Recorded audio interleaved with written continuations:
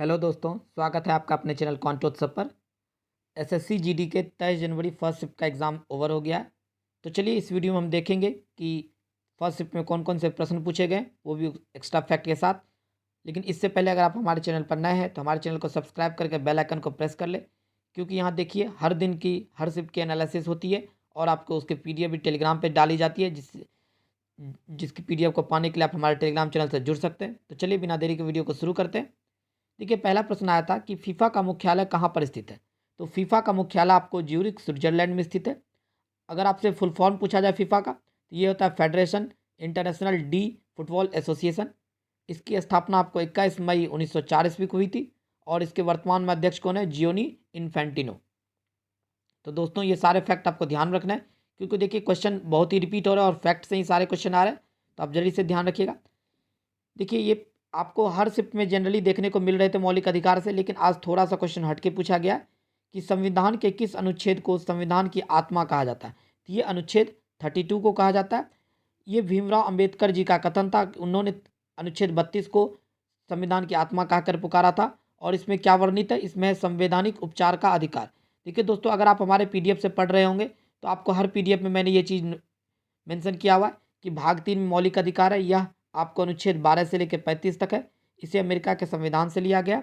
और देखिए ये सारे डिटेल मैंने यहाँ मेंशन किए हुए, इसे भी आप जरूर पढ़ के जाइए। अगला प्रश्न देखिए आया था कि बिरजू महाराज का संबंध किस नृत्य से है। तो बिरजू महाराज का संबंध जो है आपका कथक नृत्य से है। और कथक कहाँ का नृत्य है? तो यह यूपी का नृत्य है।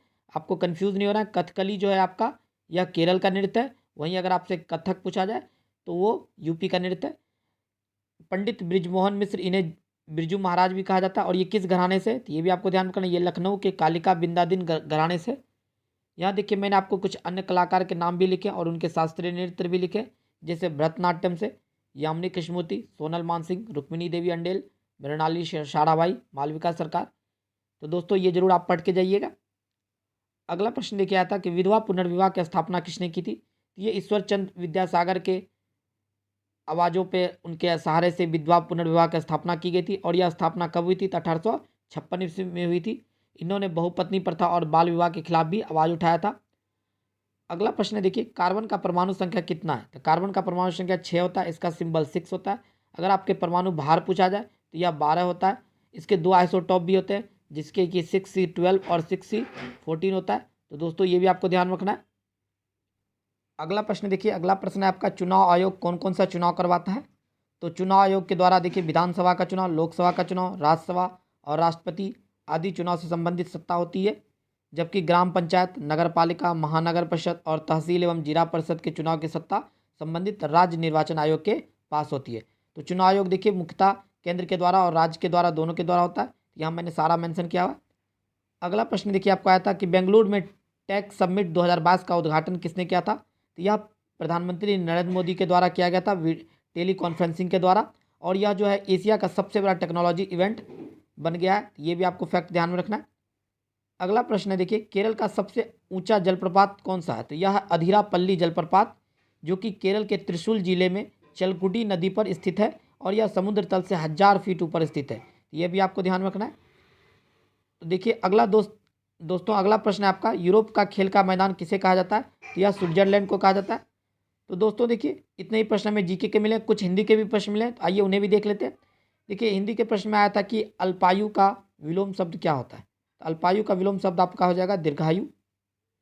एक विलोम देखिए और आया था कि अचल का विलोम शब्द क्या होता है। तो अचल का हो जाता है चल। और देखिए एक आया था पर्यायवाची शब्द कमल। देखिए दोस्तों ये बहुत ही रिपीटेड प्रश्न है, कम से कम अभी तक में 4 शिफ्टों में ये क्वेश्चन आ चुके हैं कि कमल का पर्यायवाची क्या होता है।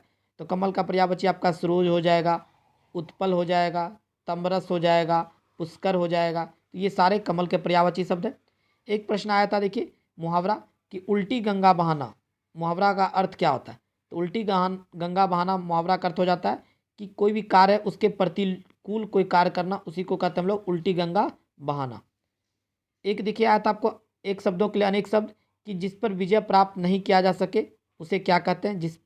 जिस पे विजय प्राप्त ना किया जा सके उसे हम लोग अजय बोलते हैं। तो दोस्तों फिलहाल इतने ही प्रश्न मिले, लेकिन अगर इस शिफ्ट में आपका भी एग्जाम है तो आप हमें ज़रूर कमेंट करके अपने क्वेश्चन बताइए, या आप टेलीग्राम पर भी सेंड कर सकते हैं। तो चलिए मिलते हैं अगले वीडियो में, तब तक ले जय हिंद, जय भारत।